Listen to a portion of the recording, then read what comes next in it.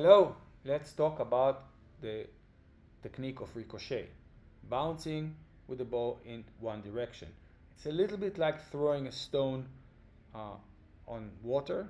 You need the momentum, as much as momentum, to keep it going.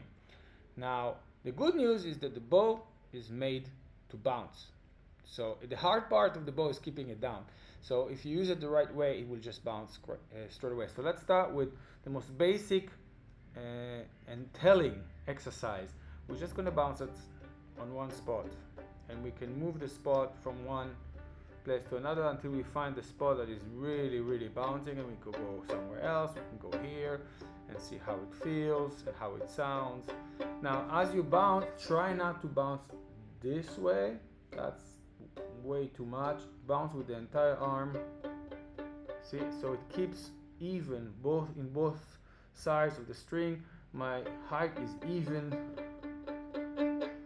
So now, once that is done, you very naturally start also making sound as you move.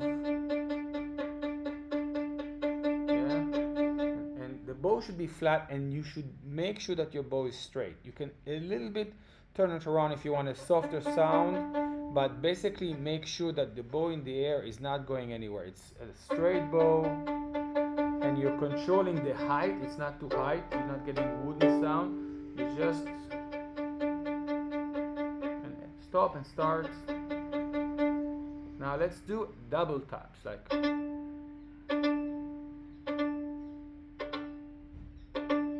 even if you reach places that usually will not natural for or easiest for ricochet, just feel it why it shouldn't be there. So you just don't worry where you are, just make sure you're straight and that you're bouncing from a reasonable height and you're catching it.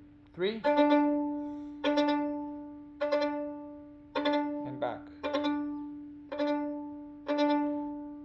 Now by this time you probably already figure out where is the best place in the bow for you to jump. So we're going to start with a 3, and then on the third I'm going to change direction of the bow.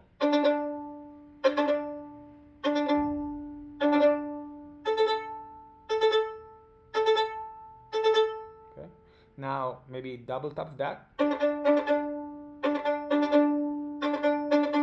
That's a good way of just doing a few groups like this, and you'll get a good feeling of the bounce. You can bounce 4 in the same direction. So I'm basically dropping and moving. My first finger here is not pressing down, it's just touching. That's the key, because otherwise you smother. If you make that kind of a movement, you will smother the technique. So the bow will just stay down. So you want basically, if you're having a hard time, lift your finger in the air for one moment, feel how bouncy it is, put it back down, and keep the fingers, quite not like really going into the wood as you would normally would, but just a little bit more like that, called more democratic bow hold for some reason, and that's what I came up with. And so you can go to 4, and you could go 3 plus 1, and then you could go for 5, and then 4 plus 1.